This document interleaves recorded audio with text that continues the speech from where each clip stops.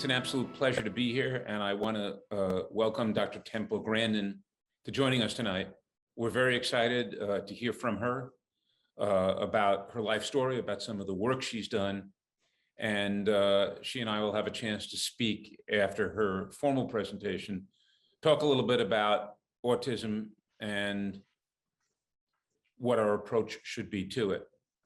Dr. Temple Grandin is a world-famous author and speaker, renowned for her trailblazing work as a spokesperson for people with autism and for her expertise in animal science. Her life's work has been to understand her own autistic mind and to share that knowledge with others to aid in the treatment of individuals with a condition. Her first book, Emergence, labeled Autistic, was hailed as unprecedented inside narrative of autism. Dr. Grandin has been featured on TV shows and magazines around the world, and her life is the subject of an Emmy Award-winning movie by HBO.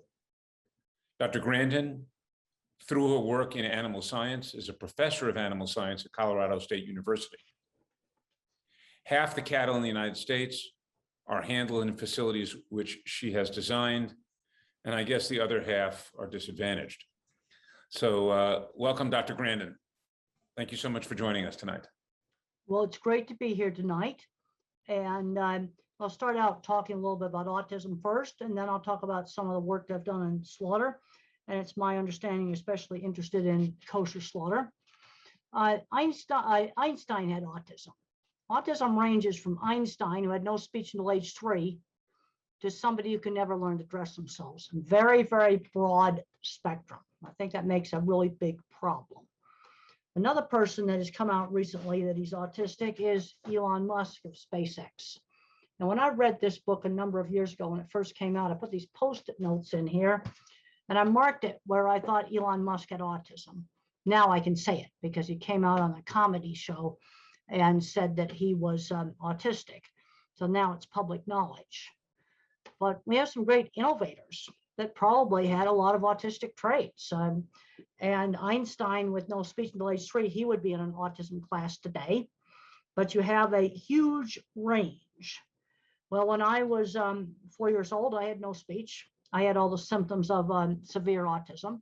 Today, I am a professor of animal science at Colorado State University. And I was very lucky to get very good early education. By the time I was 2.5, I was in an excellent speech therapy program. I cannot emphasize enough the importance of getting little kids that are not talking into therapy immediately. And if you're in a situation where you're not able to get a diagnosis or you have to wait too long, 2 years, that's way too long to wait, you got to start working with that kid right now. The worst thing you could do with a 2-year-old that's not talking is let them zone out on electronics all day. That's exactly what you don't want to do. Now, my speech teacher would slow down when she talked to me, because if she talked too fast, it went into gibberish. Slow down, always giving me a chance to use words. Also, teaching me turn taking. It's really important to teach these kids how to wait and take turns. That was taught with a lot of little games. Another really important thing. And my mother always was encouraging me to do new things. Turned out I was good at art. She always encouraged that. You want to take the thing the child is good at and encourage it. This will often show up around 7 or 8 years of age. They might be good at math. They might be good at music, art. They might be really clever with mechanical things. And there's research now that shows that there is different kinds of thinking. I'm what's called an object visualizer. Everything I think about is a picture. That helped me in my work with cattle, and it helped me on my work with equipment design because I could visualize how it worked. Another kind of thinker is the visual spatial mathematical thinker. They think in patterns. These people are often really good at music. And then you have people that are completely verbal. Everything they think about is in words. And there's science that supports that these different kinds of thinking actually do exist. In fact, I discussed that in my book, The Autistic Brain. I discussed the science that the object visualizer, the picture thinker like me, is a totally different kind of thinker than the person who thinks more in mathematics and patterns. And a lot of people are mixtures of the different kinds of thinking. And the different kinds of thinking have skills that can complement each other. I cannot emphasize enough the importance of good teachers. Excellent speech teacher, excellent elementary school teacher in 3rd grade. A lot of kids with autism are bullied. And she explained to the other children that I had a disability that wasn't visible like a wheelchair, and they need to be helping me and not bullying me. I had a fabulous science teacher, Mr. Carlock, my science teacher. I was a bored student. I was not interested in studying until Mr. Carlock gave me interesting projects. And he showed me that education was a pathway to a goal. And one thing I really liked in the HBO movie, Temple Grandin, is it showed all my projects. All the projects that I did, I actually did, were shown in the movie. And I built that optical illusion room, just like the movie showed it. But all along the way, I had a lot of people that helped me. There was Ann out at the ranch. That's where I got introduced to the cattle industry. Also on the equipment design, there was a contractor named Jim Uhl, and he was starting a very small construction company for steel and concrete work. And he seeked me out. He'd seen my drawings. Let's show you some of my drawings. He had seen my drawings, and he could see that I did some really, really good drawings. So he seeked me out, and there's a picture of one of my facilities in my book, Thinking in Pictures. So he was another person that helped mentor me. Another thing I found as I worked on a lot of these big meatpacking plants, I worked with people that had big metal fabrication shops. They built equipment. I'm going to estimate that about 20% of the very skilled machinery designers I worked with, people that laid out whole entire factories, were either autistic, dyslexic, or ADHD. In fact, there's a lot of crossover with ADHD. A lot of the symptoms are very similar to autism. And the thing is, if you need these people, you wouldn't even have any factories if you didn't have these people. And one of the things that helped some of these people get into these careers is took a welding class in high school. One of the worst things the schools have done is taken out the hands-on classes: art, sewing, woodworking, cooking, theater, welding, auto shop. I think taking those classes out of the school is the worst things that's ever happened, because a lot of kids that are different, they need to try a lot of different things to find out what they might like to do. So my very first work with cattle started in the Arizona feedlots. And since I'm a visual thinker, it was obvious to me to get down in the chutes and see what the cattle were actually seeing. I didn't know at the time that other people were verbal thinkers. I didn't discover that other people were verbal thinkers until I was in my late 30s. And that was a real shock to me when I found out that other people did not think in pictures the same way I did. But it was obvious to me to look at what cattle were seeing. And I noticed if there was a shadow, there was a piece of chain hanging down, there was a coat hung on a fence, there was maybe a coffee cup, a paper cup on the ground. These things would stop the cattle movement through the chutes system. And other people had not noticed these things. And I found that if you remove these distractions, the cattle went through the system.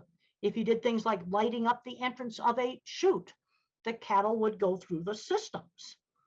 So I started visiting the local Swift meatpacking plant. There was another person there that helped me named Norb. He was the plant superintendent. And I think the thing that's really interesting is both Norb and Jim the contractor were both former military officers. And the thing about military officers, you got to get things done. And they recognized my ability, and they were extremely supportive. But one of the things I wanted to learn was, do cattle know they're going to get slaughtered? So I'd go back and forth between the Swift plant and the feed yards, and I noticed that their behavior was the same in both places. I also worked for a while at a feedlot construction company. And one of the biggest barriers I had was being a woman. That was a gigantic barrier. There's a scene in the movie where I got kicked out of Scottsdale feed yard, and they really did put bull testicles on my vehicle. That actually happened, and it was totally disgusting. Now, the way that I compensated for being weird was to show off my portfolio of work. When people saw my drawings, they were impressed. And there's a very important scene in the movie where I go up to the editor of the Farmer Ranchman magazine and I get his card, because I realized that if I wrote for this our state farm magazine, that would really help my career. And then I produced an article on the different kinds of squeeze chutes and how cattle behaved in those chutes at the feed yards. Writing was also an important part of my career, because I would design a project and then I wrote about it. And one of the things I'm seeing today in some of the students I have now is their writing skills are just terrible. I have one student, she took all these math and science classes, but the writing is really bad. I'm talking just about clear, not being able to write, just really clear, good writing. This problem has gotten really bad in the last 6 or 7 years, and I'm not the only professor that's complained about this. Now, most of my work with the Swift plant, of course, that was not a kosher slaughter plant, but my very first introduction to kosher slaughter was at Spencer Foods in Spencer, Iowa. This was in 1980. And it's legal in the US to just hang cattle up by their ankle for kosher slaughter. That's not legal in Canada. And they were bellowing their heads off. They trip these poor cattle down and hang them up by their ankles. And it was just absolutely horrible. And I worked on removing that system and replacing it with a much better system. And I wrote about it in the Judaism journal. I think it's kind of hard to find that online. It's like way pre-internet. But basically, on the controversy about slaughter without stunning, you've got two issues. Is the throat cut hurt? The other issue is how you restrained it. Now, if you restrain an animal in a really stressful way, like hanging it up by the ankle, you're not going to be able to tell how it reacted to the throat cut. And then I went back to help tear that system out and put in a new system. And that system that I did at that time, it was better than hanging them up by the ankle, but it wasn't all that great compared to some of the things I worked on later on. Then in the mid-'80s, I was approached by the Council for Livestock Protection, and they were a consortium of humane societies. Humane Society of the US was in it. John Hoyt, the president, was really behind it. In fact, it's in his obituary. The American Humane Association, the ASPCA, Fund for the Animals, they formed this consortium to develop a better way to restrain animals than hanging them up by the ankle. And this was especially a problem for the sheep. A stand-up box was already available called the ASPCA pen for big cattle, but there wasn't anything available for sheep and for calves. So the University of Connecticut in the 70s had come up with a system where animals would ride on a conveyor that they straddled. And they showed very clearly in the scientific papers that this was a low stress way to handle animals. And they made a plywood model that actually ran, but it was way far away from anything that would work in a real plant. So my job was to take an idea that was a plywood model, and I had to invent some things for it. I had to invent a way to adjust the sides, invent a better entrance design. And in the mid-'80s, we got that into Utica VO in Utica, New York. Well, thank Frankie Broccoli for making that project possible. And we now had a nice way to restrain veal calves and sheep. And then I learned some more things about the kosher slaughter. We had some problems with calves that did not lose consciousness quickly.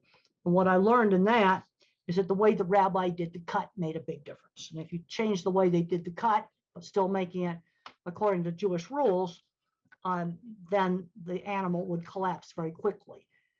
Now, there's been a lot of controversy. Sheep will go unconscious quicker than cattle. And the reason for that is all the arteries in the sheep are in the front, where in cattle, they have some arteries going up the back of the neck. And then that center track restrainer system, I then made a system for big cattle that's in all the regular plants. You want to see that working in the regular plants, You can look up beef plant video tour with Temple Grandin. Then in the early 90s, I was hired to tear down another really dreadful shackling and hoisting system. But this time they had really nice upright boxes that I had custom designed with really good pneumatic controls where you could very precisely control the pressure, not squeeze cattle too hard with it. And we had a really good rabbi named Moshe, absolutely the best rabbi in the industry. And I was operating the box and all the handling. I got all the handling problems fixed. The cattle were coming up there really quietly. And I put them in the box and held them really gently with it. And when Moshe cut them, they didn't appear to react to it. In fact, if I did this in their face, I got a bigger reaction. So what that showed, when you use the special knife, if you do it absolutely right, I think the welfare was acceptable. But I want to emphasize that that was under perfect conditions. And I wrote about that in the 1994 Journal of the American Veterinary Medical Association on an article on euthanasia and slaughter. And I still stand by those observations. But if you get the least bit sloppy in your procedure, it can get bad really quickly. Requires very close attention to process control, doing the cut exactly right. Box has to be operated exactly right. And I developed a scoring system for evaluating handling. If you've got cattle bellowing really loud in a restraint box, you've got a problem. You're pinching them, maybe with a sharp edge. You're holding them in there too long. You're squeezing them too tight. And if you work the box correctly, and if it's designed correctly, the percentage of cattle that will move should be 5% or less. That's definitely possible to do that. You have some kind of problem, you might have 20 or 30% of the cattle mooing, and it's going to be just an absolute mess. Now let's just look at some of the other research. There was a study done by Gibson, and he used an EEG method that can detect pain, and he said the throat cut hurts, but he did not use the special kosher knife. And then there was another study that was done by Sabot with no description of the knife. And there's now been a study that was done for halal slaughter. Yes, sharp knife definitely makes a big difference. But sloppy procedure, the welfare would go from acceptable to completely atrocious when procedure gets sloppy. Now, when I first started my career, I thought I could fix everything with equipment. I thought I could build self-managing systems. You cannot. You can build good equipment, but you have to have the management to go along with it.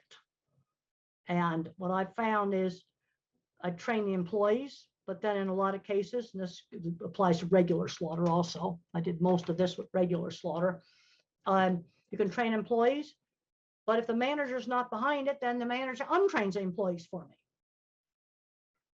So I got to train the manager, got to show the manager how it really matters. But the thing that really made the change was when I trained buyers. And in 1999, I worked with implementing the McDonald's audits. And then Wendy's and Burger King also did the same audits. I developed a very simple way to evaluate the meat plants. And for regular slaughter, it was effective first shot with stunner. If they couldn't make 95% on the first shot, they failed the McDonald's audit. I also measured vocalization. Vocalization, or mooing and bellowing, is a really good measure for when you got a bunch of problems going on. And slipping and falling, we measured that. Really good places, it might be 1 out of 500, but these are outcome measures. And I've got a bunch of papers published on this, and this very simple scoring system now forms the North American Meat Institute Animal Handling Guidelines. And you can look at that on animalhandling.org. Animalhandling.org. You can look at that. So the older I've been getting, I'm putting more and more emphasis on management. There's still a lot of badly designed equipment out there. I've been corresponding with a rabbi down in Brazil, and he gets very frustrated with some of the management not taking good cattle handling seriously. You've got to have management behind doing things right. Otherwise, things are just not going to get done right. It's just that simple. And I think right now we might just do some questions. Thank you so much for that introduction presentation. That was fantastic. Just wanted to mention that Turo is thrilled to have you on. I'm not sure if Professor Levine told you, but Turo has an autism institute in Henderson, Nevada, takes care of patients with autism. Right now, we go up to age 12, and we're looking to try to expand that to adolescents. We also collaborate in Westchester with the Westchester Institute for Human Development, that, among other things, takes care of autism patients. And finally, as you know, Professor Levine is an initiative to try to look at some new collaborative approaches to help people with autism. So we're thrilled for that reason to have you on. I want to make another comment. Where we're really falling down in autism is a transition from high school to working. This is where we really have got problems. I had my first job at 13, hemming dresses for a seamstress that worked out of her home. When I was in high school, I was running a horse barn. When I was in college, I did internships. I see too many parents getting way too protective of their kid. They're not learning shopping. They're not learning just basic skills. Like, it's let me follow big up. problem. Let me follow up with a couple of questions about what you've just said, which is fascinating. So the first question is, I read somewhere in one of your bios that your diagnosis was not made when you were very young. So when was the diagnosis made, and what was going on before then that you got all this attention that helped you accomplish the amazing things you've done?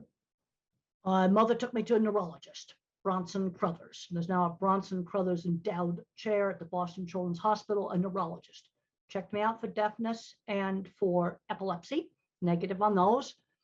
And Bronson Crothers knew a little speech therapy school that 2 teachers ran out of their home. There was about 6 kids in it. A couple of Down syndrome kids were in it, some other kids.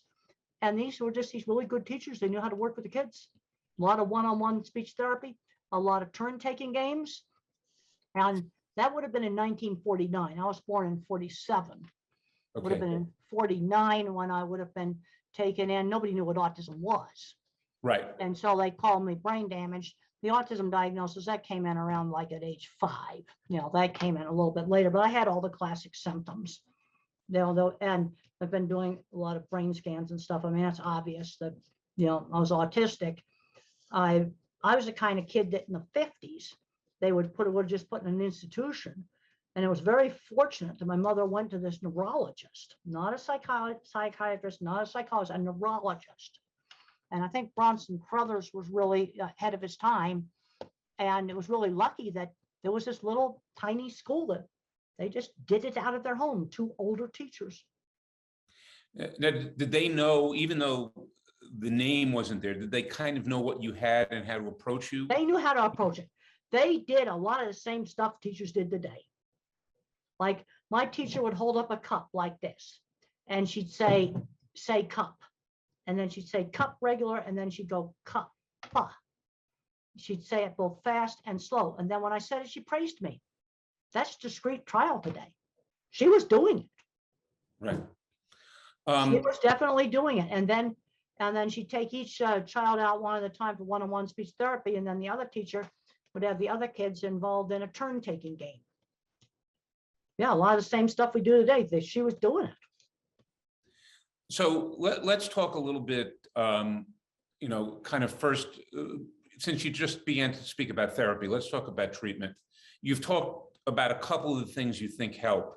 Do you think that there's a particular kind of treatment that helps everyone with autism, or does it have to be individualized? Little kids, this is where it doesn't have to be quite so individualized.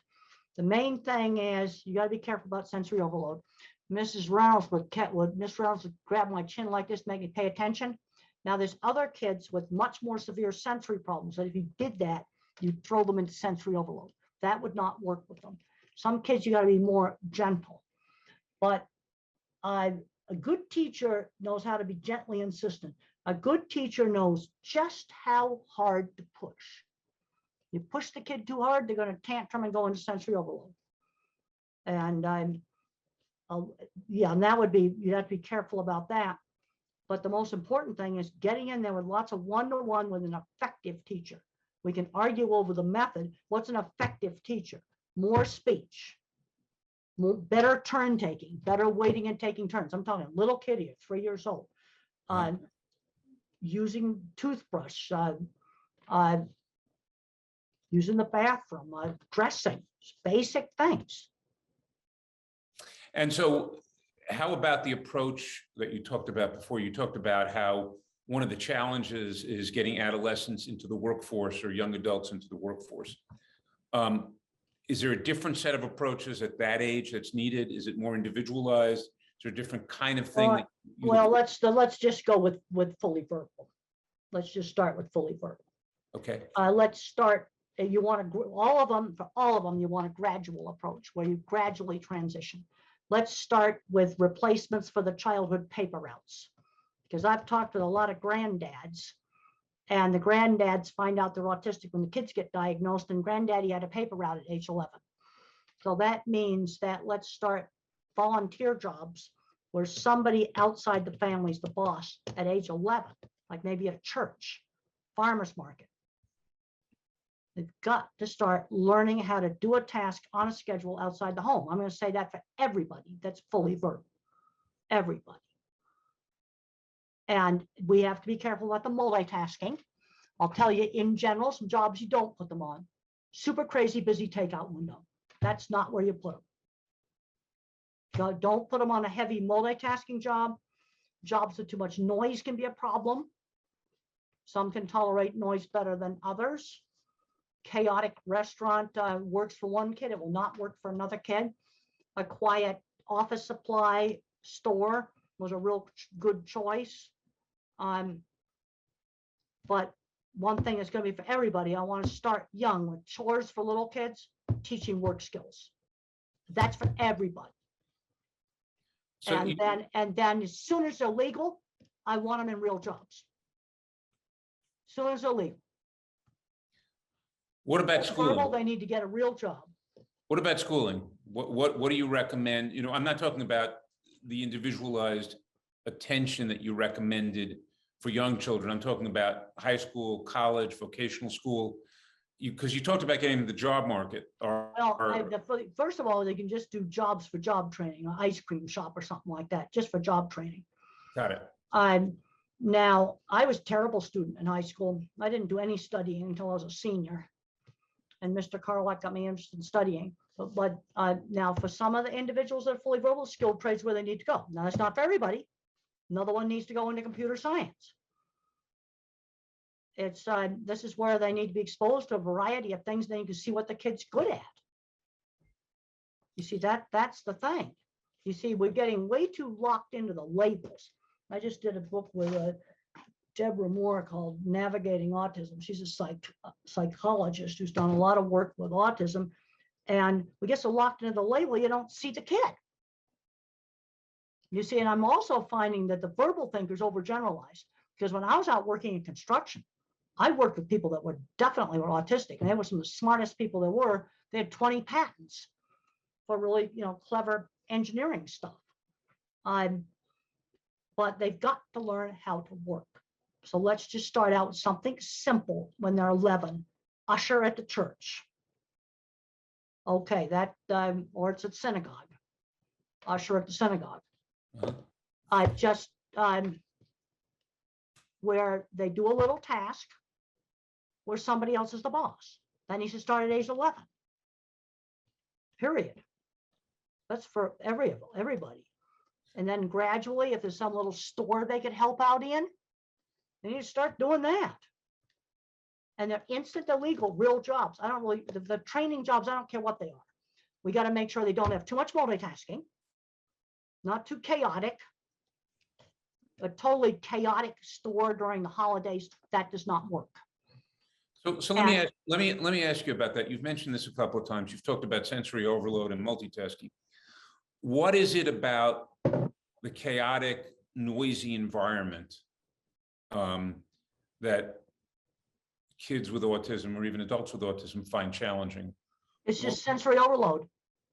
It's when I was a little kid and the school bell went off, it was like a dentist drill hitting a nerve.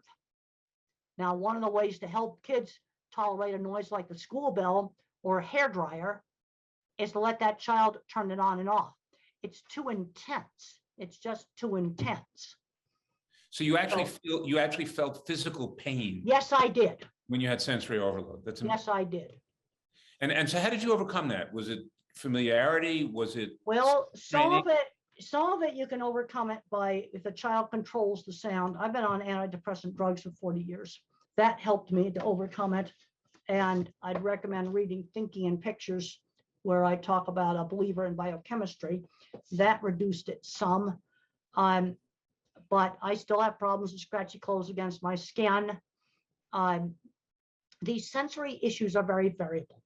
One person's going to tolerate a noisy store better than another one will tolerate it. Yeah, it's very, very variable and very, very real. But one thing is a basic principle: multitasking jobs are going to be bad. Another thing is I cannot remember long strings of verbal instruction. Give me a checklist. Step 1, step 2, step 3, a written checklist. That's going to work better. Is that because it's too many things at the same time? I can't remember it. Yeah. Can't remember long strings of verbal information. I have almost no working memory. I'm all long-term memory. Design work doesn't tax short-term memory. No, I can't remember the instructions. Got it. I got to write them down. So let me follow up on that. When you talked about your strengths and weaknesses, we all know that, and you mentioned a couple of examples of really high functioning autism in your presentation. And those are all the stories, people like you who've managed to be extraordinarily successful, maybe even use, as you said, there's some things that people with autism are really good at. How do we think about this? How should we think about this incredibly broad spectrum Well, of what that's the constitutes problem. I think it's a total problem, because if someone has ADHD or dyslexia, that's much narrower. But it's turned into a real mess with this broad spectrum. Now, the thing is, when the kids are real little, they all look the same, and you kind of can do the same things with them. And then they kind of go into a fully verbal group, partially verbal, nonverbal. But then in some of your nonverbals, they can type independently. And they talk about sensory scrambling and not being able to control movements. And so this is all called autism. See, to a visual person, that just doesn't make any sense. So do you think it should all be called autism, or do you think we need? Well, I don't know. Maybe it'd be better to talk more about the specific problem, a sensory problem. The speech is a problem. Now, the one thing on the fully verbal autism, you're socially awkward. But I think some of the nonverbals who type independently are more socially normal, but they can't express it. So let me ask you a little about this. When you talk about socially awkward, what is it compared to others, let's say, that characterizes that awkwardness? Well, I can learn social rules. Like, I was brought up in the 50s, so I was taught to say please and thank you. I can learn those social rules. But I noticed that when a bunch of people kind of get together chit-chatting, there's kind of a rhythm. I can't follow it. It goes by too fast. I simply can't follow it. They're having so much fun chit-chatting about just almost nothing. I'd rather talk about something serious. And my processor speed is too slow. But for engineering work, design work, art, well, I don't need processor speed for that. That's all long-term memory stuff. Got it. So let me ask you something that may not be totally relevant given what we've just talked about, but if you had to describe autism, and we did a seminar on this about the question of, is autism just something different? Would you say that autism is just differences? Are there some people with autism who have something that you would characterize as more than just a difference, but something that ought to be labeled differently? Do you think it's useful? I mean, well, autism is a true continuous trait. Okay. When does slightly nerdy and geeky become autism? You see, I think in the very mildest forms, it's just a personality variant. Now, I had severe speech delay. That's obviously an abnormality. obviously. Sure. Didn't talk until age 4. But you take the more, they got rid of the Asperger's. That's basically, socially awkward and no speech delay would be another way to describe that.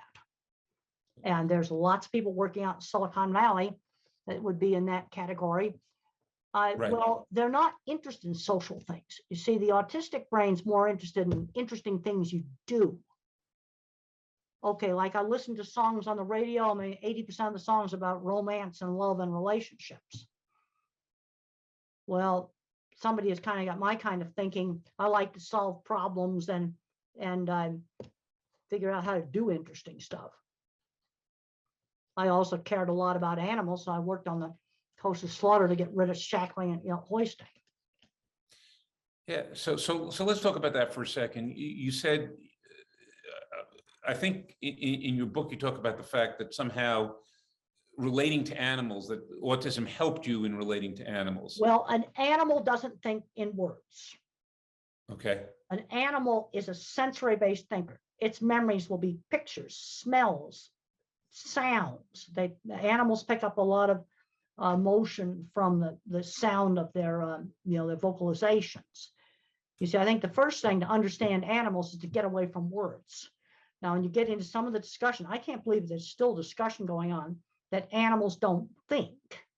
Now, if you thought completely in words, you might have a hard time understanding that maybe a dog actually could think.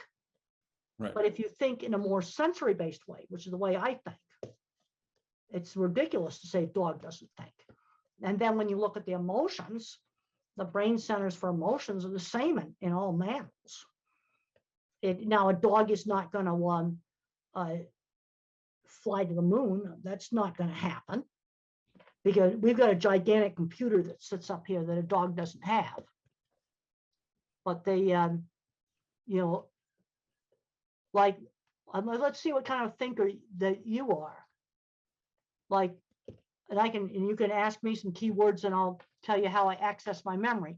But everything that I think about, it's a picture. If I don't have a picture, I don't understand it. So if I'm going to talk about different ways to treat autistic kids, I'm going to give you specific examples, stuff that worked, stuff that was bad. All right, on the job front, super crazy busy clothing store during the holidays was a disaster. 18-year-old girl that failed. Super crazy waitress job, probably a bad choice. You say, and I see it. There's nothing abstract about it. Good jobs where there's been successes, auto parts store, office supply store, ice cream shop. These are specific examples of very successful jobs.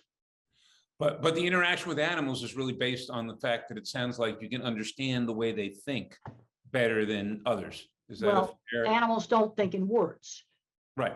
Now, there's a lot of people that are labeled dyslexic and other things that are also visual thinkers.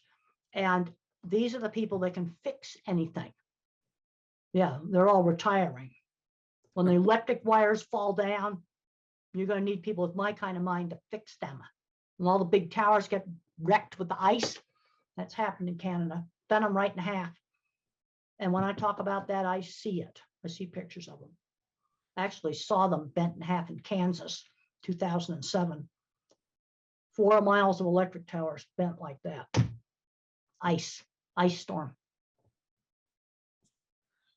So we've actually, so this has been great. It's been great getting a chance to speak to you and find out a little bit more about your experiences.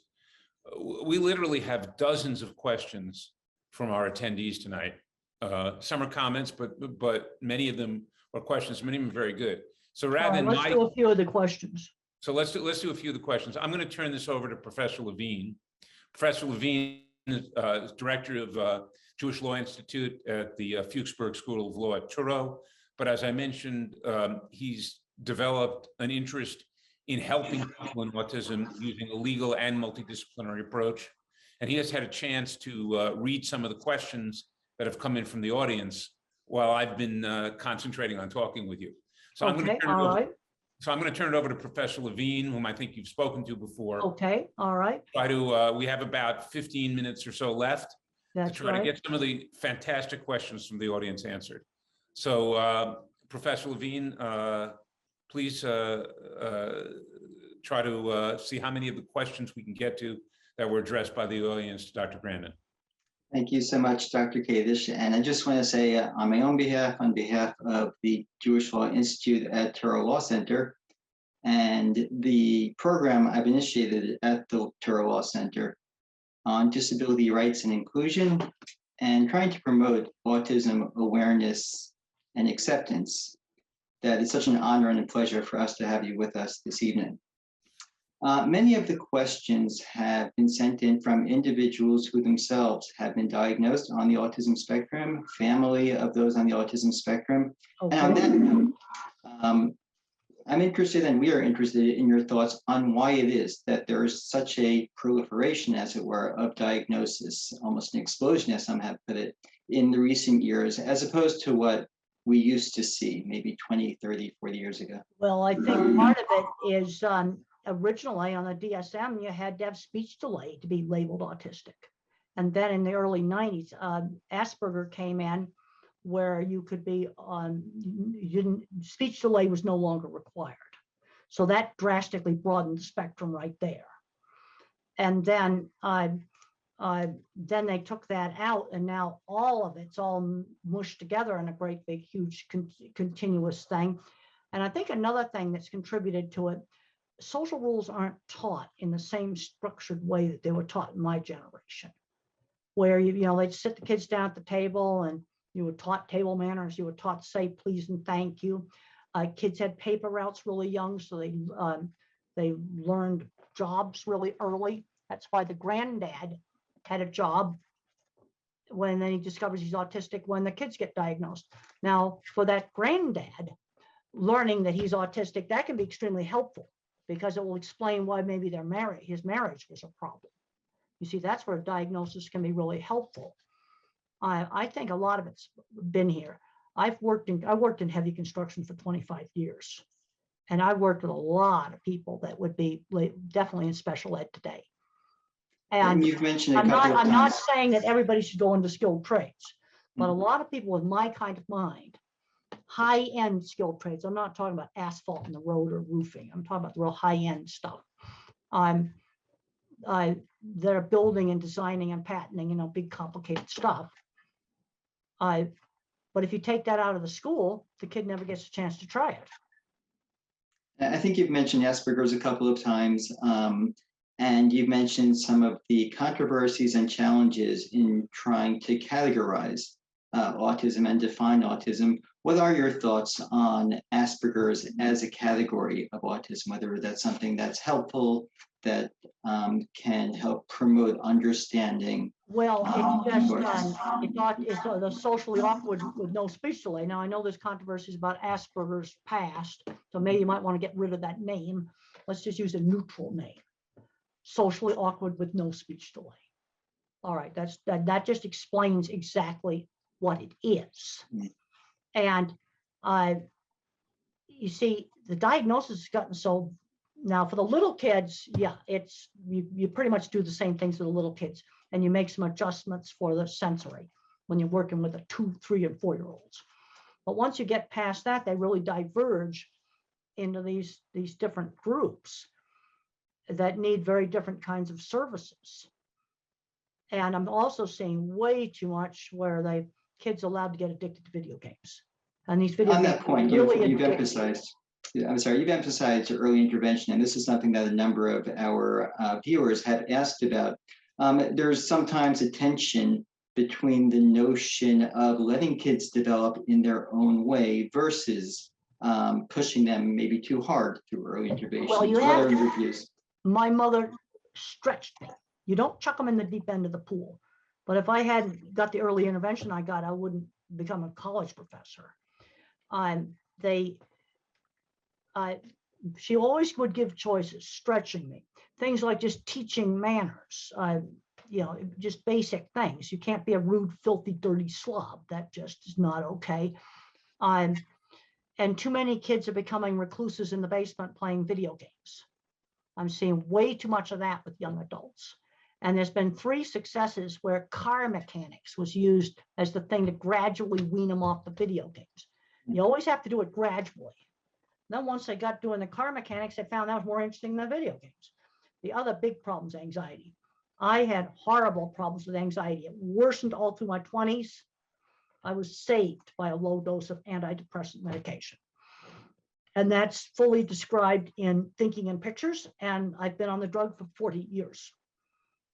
Do you think the anxiety that's somewhat common among autistic individuals is part of the condition of being autistic, or do you think it's more the way society treats individuals? No, it's part of the condition. It's part of the condition. My nervous system was ramped up, ready to fight lions, but there were no lions there. You know, no, it's part of the condition.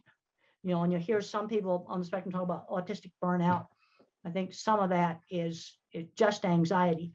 I went on the medication in my early 30s. My health was completely falling apart. I had colitis that wouldn't stop.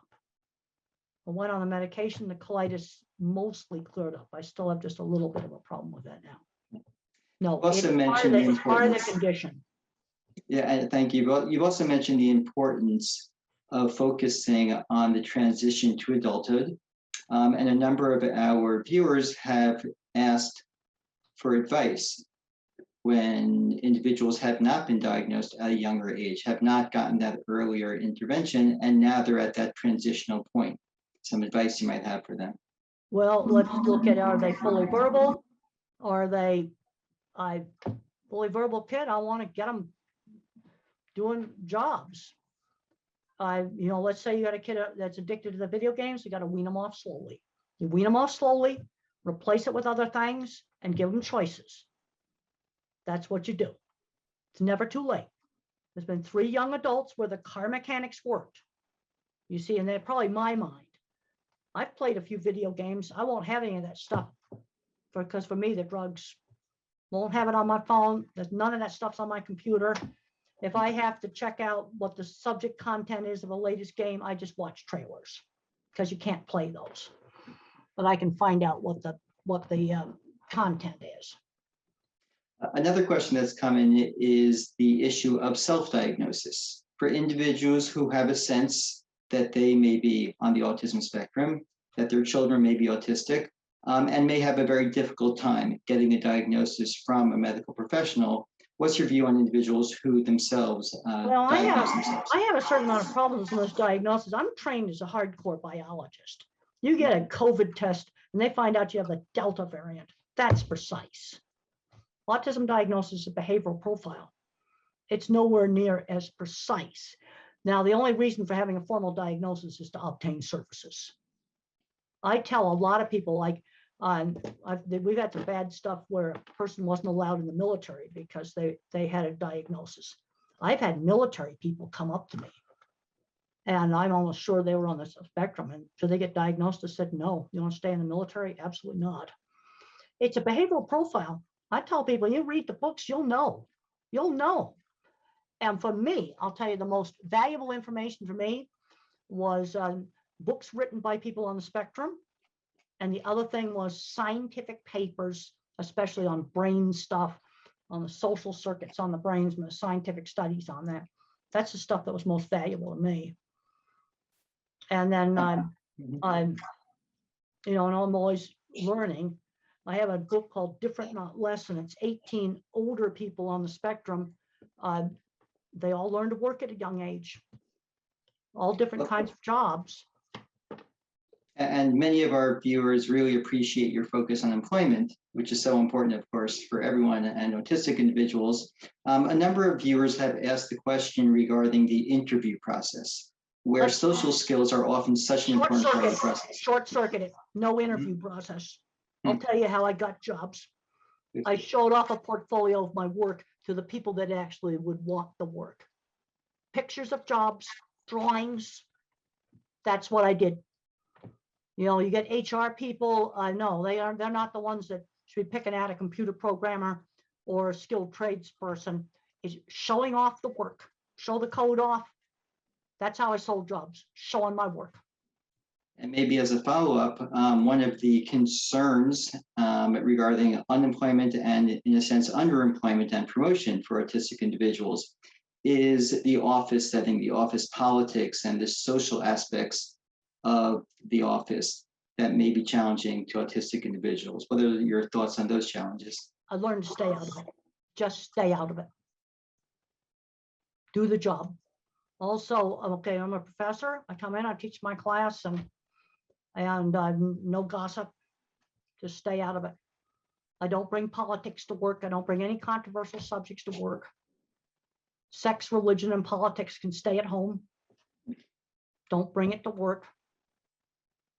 I'm what I call project loyal. I want to do a good job of teaching my class, a good job of, maybe enlightening you in this talk. Absolutely. And what I do. And I have to say, when I'm at a hotel and I have nothing to do, I like to watch shows like heavy tow truck drivers that I got to get tipped over trucks out of ravines and things like that. The good news is the drivers almost hardly ever get hurt. It just messes up the truck. But these guys are amazing visual thinkers to figure out how to prevent a truckload of lumber from falling off a bridge. And those ninja things, they go through those obstacle courses. When I just want to turn my mind off, I like to watch those shows. And the obstacle courses are so clever. I think about the people that make those obstacle courses. But we are near the end of the hour, so I just want to ask you, and once again, to thank you so much. It's been an honor and a pleasure for us to have you with us for this very special evening, Dr. Grandin. Any final thoughts of advice you have for us, for individuals on the spectrum, their families, and for society as a whole in the way society should interact and accept autistic individuals? Well, I think in specific examples. There was just this year, an autistic person was placed in a food safety lab receiving the samples. They love them. They'll never cross-contaminate a sample with this guy. And it was just through contacts. We got to find more back doors to jobs. Half of all good jobs are backdoor. We got to start looking at what the person can do. I like what Stephen Hawking said about disability. Concentrate on those things. Your disability does not prevent you from doing well. He could do math in his head really well. And that's about all he could do really well. But boy, he did the math in his head really well. And we got to find out what that person can do. And also talk employers into sort of having a trial. And we got the multitasking and the long strings of verbal information. That just does not work. They need really clear guidance. On my first job, I criticized some welding and I said it looked like pigeon doo-doo. And the plant engineer pulled me into his office and explained that was rude talk. He told me what I should do calmly and quietly. The other thing is you cannot be a rude, filthy, dirty slob. You can be eccentric, that's fine. But I made myself really good at a skill that other people wanted. People want cattle handling facilities. People want somebody to receive food safety samples and do it right and not mix them up. An autistic person was perfect for that job. That's a person placed this year. This is recent. They love him, love him. And I think it would be good to write about some of these successes, individual successes. I think most of you are verbal thinkers. Pick out some really good specific examples of where an autistic person just fit in perfect into a job. One final question, based on your own personal experiences and everything you've seen and all the work you've done over the years, what are your thoughts toward the future? Are you optimistic about the future of society and autistic people? Well, you're going to need us when the storms are wrecking more stuff. We build the stuff, we can also fix it when it gets wrecked. And you've got people with autism are really good about details. And there's certain things, okay, let's go back to the kosher slaughter. Details of procedure matter a whole lot. Little details of procedure. And a whole lot of little details, when you do them right, add up to doing things right. A lot of people that are more top-down verbal thinkers have a hard time understanding the importance of how all these details add up.